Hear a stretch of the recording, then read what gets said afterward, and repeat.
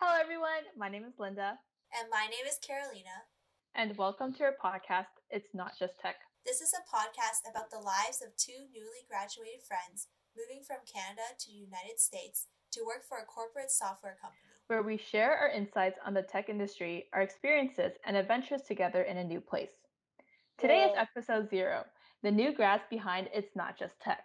We will be diving into who we are, our inspirations for the podcast, and talking about our experiences so far in the industry.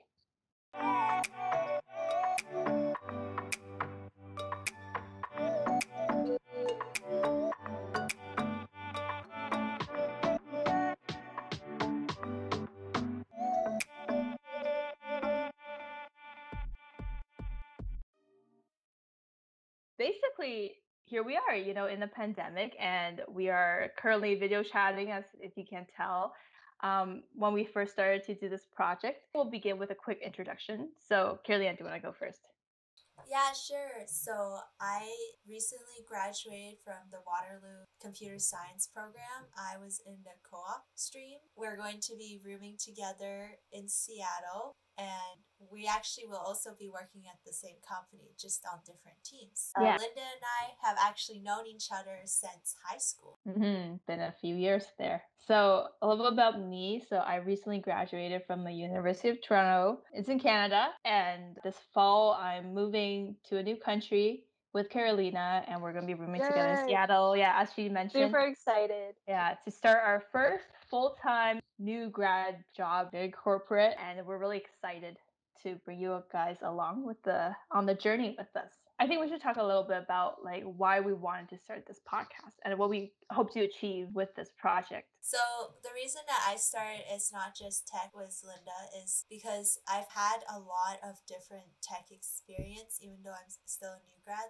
I've had 2 years of industry experience as an intern due to the co-op program, and there was just a lot of different events and different things that I had to deal with that I would love to share with you all. Also, we're going to be moving to another city and trying to figure out our lives as a new grad, and I think that would be an amazing adventure to showcase. Yeah, for me, actually, Carolina was the one who came to me with this idea. But I think what I would be getting out of it is to really document my experience as women in tech or women in STEM type of person, and share it with you guys, my experiences in engineering. So I studied engineering, not computer science. I forgot to mention that earlier. I guess in engineering or in computer science, and my experiences in the industry, job hunting, finding our first internships, our thoughts on the culture, all that stuff. But at the same time, just like Carolina said, we'll also be talking about some more fun things, like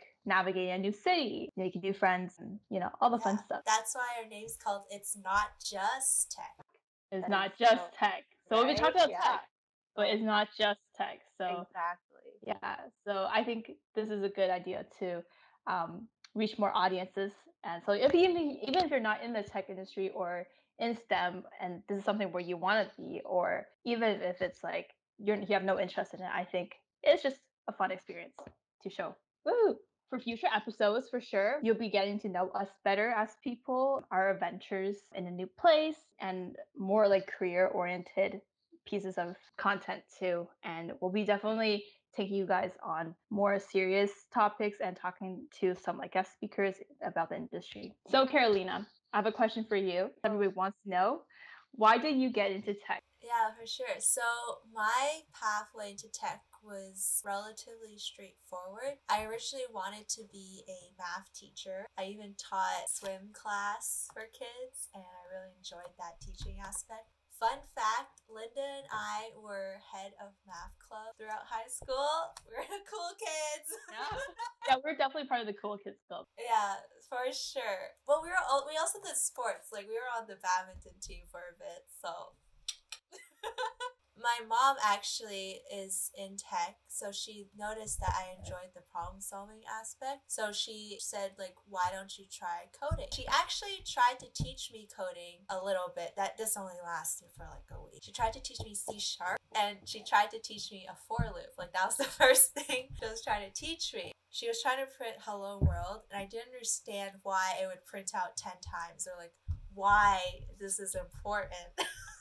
But luckily, so she essentially planted the idea in my brain to be like, oh, tech's a career. And then we luckily had computer science courses in high school. I felt like I was pretty good at tech as well in high school. This is back in high school, and I did enjoy it. We did different coding competitions together, if you remember that, Linda. We had our all-woman coding team at our high school, so definitely that helped. And now here I am, still in tech. Went to tech for university, stayed in tech when I graduated. How early did you know you wanted to be in this field? Definitely like grade 10 is when I like knew this was something I wanted to go into. Pretty early, yeah. It's definitely earlier than me. I feel like my experiences have been different. So I actually initially wanted to go into biology, and then this was in grade 11 actually. I took grade 11 biology. I was like, this is fun. It's all right. But I like physics more. Yeah, so my favorite science was physics. I just liked it way more. So grade 12, I didn't take biology and I took computer science.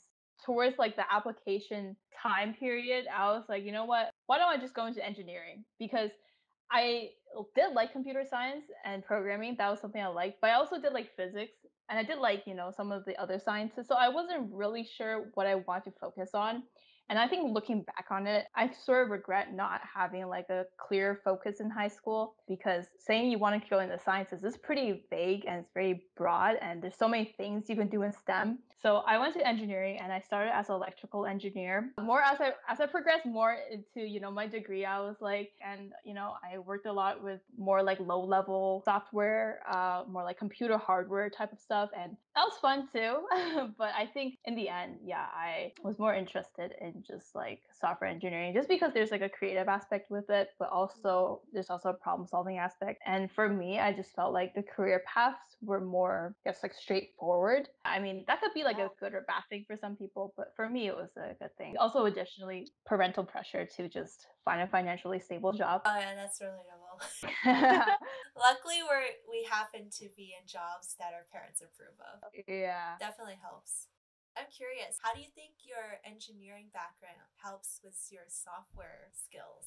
It taught me a lot of things that I might not be using in industry, but it did teach me like a lot of problem solving techniques. It's not like such a bad thing, I think, to have, knowledge in Yeah, electrical engineers. definitely. I've some of my mentors from my past internships, they actually were like electrical engineers when they had like a degree in physics or something before they transitioned to software. And you can tell that like I think all fields of sciences kind of they don't blend together, but there's like transferable skills you can take from other areas, and it's just good to generally have a good understanding of a lot of things. So if you are somebody with a computer hardware background, that's definitely not something to throw away, and it could definitely help you.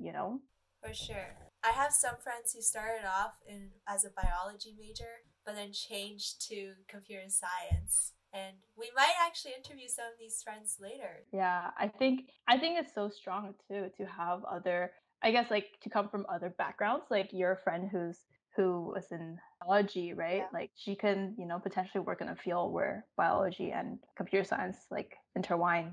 So Boom.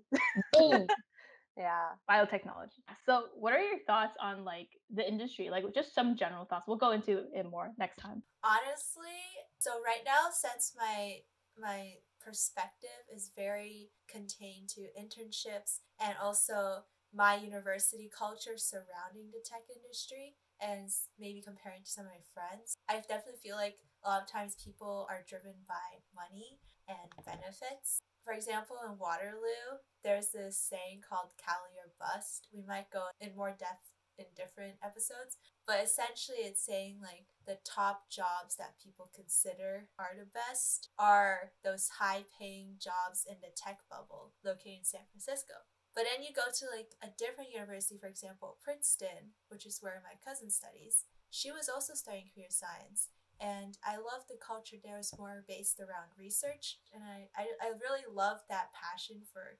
literally just the computer science and not as much about like, okay, which job would pay me more. So I definitely support that. It was also going into school as a first year, you really like feed into the Cali or bust mindset because that's literally all you know. But luckily, as you progress through your co-ops, at least for me, I did a different co-op each term for a total of 6 different co-op placements. It really widens your perspective about what it means to be successful in tech. It luckily made me realize that the calorie or bust mindset is not true. So, whoever's nervous about that, don't worry. As long as you find a company that you enjoy and who values you, I think that's the most important. Yeah, for sure. Um, like the University of Toronto, we're really not a school known for industry. I feel like our reputation comes from academia, from Grad program? yeah, the graduate programs. So here in my with my experiences, there are, a small portion of people who are really like calorie bus type, I would say. But there's a lot of people who are in like electrical engineering or just like maths or physics who are there just to like do research. And it's like, yeah, they like intern at some like really big places. But at the end of the day, you're just like, oh, where are you headed to for graduation? And they're just like, well, I'm gonna go do grad school, right? And I think that's like That's respectable. pretty cool, yeah. Yeah, to want to learn about something, I guess, versus be in there for the money. Nothing's wrong with that, obviously, but yeah, it's just a different type of mindset. Yeah, I just think that there's been such improvements in general, like female engagement on top of female engagement in technology and STEM. I mean, that's always obviously like always a topic that we talk about. Is just like, is there enough female engagement? And I think there's been such good improvements over the past few years, but there's definitely like ways to go. I think like hackathons are just getting really female inclusive, and there's like female only hackathons. I think that's like such a good step. But yeah, always striving towards more engagement would be really awesome. Yeah, for sure. I definitely hope to see even more engagement on minorities in tech or just minorities in STEM in general. Actually, yeah, like so I heard that the grade 9 curriculum for high school changed. This is for Ontario, Ooh. for those who aren't aware, but they're actually introducing coding classes for grade 9s now. Yeah, and I think they're making it like a mandatory thing, which is pretty crazy because I think around my second year university, I taught some high school kids just like some basic Arduino stuff, and they were so tech savvy. Like they were like, oh yeah, we've seen Arduinos before. We know how to work with them. I know how to work with Raspberry Pis. I was like, I had no idea what any of these were back when I was in high school. What the heck? I also hosted a hackathon with a club I was with at U of T. It was like an all beginner hackathon, and we had so many like high school applicants who were like, "Can we come to your hackathon?" I was like, "Oh no, sorry, this is for university students only because there's liability problems." That's insane. High school, I did not know what a hackathon was. Things have changed. Yeah, for sure. I only knew about hackathons when I got accepted into university and I was like panicking. So this was a family friend who told me hackathons would help you get a job. So I was like, oh my gosh, I must sign up for the first hackathon. And this was how I ended up in Detroit as my first hackathon. Oh, that experience. It was great. It was fun. But it was just a little sketchy. Like the venue was sketchy because the toilets broke, the heating didn't work, there was not enough guy bathrooms, so they had to convert one of the girl bathrooms. So it was a mess. For those who don't know what hackathons are, they're basically just like an extended project that you do within 12 to 36 hours. Could be longer, could be shorter. Yeah. You basically just go to a place, you sit there, you hack out a project. That's why it's called hackathon. Yeah. Even though you don't do any hacking, but it's like, I guess like you hack together a project. And yeah, and then you present it to judges and maybe you win. Something to put on your resume, and everyone does it. So it's really funny to hear about your first hackathon experience. I think we're good on time, but we should talk about what to expect in the future for It's Not Just Tech. So from us, yeah, you can expect weekly episodes, podcast episodes, or they might be just like random slice of life. We do have a YouTube channel called It's Not Just Tech. Subscribe, like. Yeah, subscribe, like, ring the notification bell. Um, so we'll be posting maybe like some non-podcasty episodes on there, just like some fun ones. But we have also like the serious ones on our podcast. And come follow us on Instagram, also at the It's Not Just Tech handle. And if you have any topics you'd like us to cover, or if you want to be featured on one of our guest episodes, feel free to email us at itsnotjusttech@outlook.com. So Carolina, what is one of our upcoming episodes? Glad you asked, Linda. So our next upcoming episode is our first guest speaker one, and it's going to be about us moving to Seattle, which is happening in less than a month. And we brought on one of our close friends. Her name's Hannah, and she's been living in Seattle like all her life. She grew up there. So we'll be asking her questions about Seattle insights, what it's like moving to Seattle, things like that. And we'll also be talking to someone from the gaming industry. So if you like to game or if that's somewhere you want to consider going into, that's also in one of our future episodes. So stay tuned. Thank you for listening to It's not Just just Tech. tech.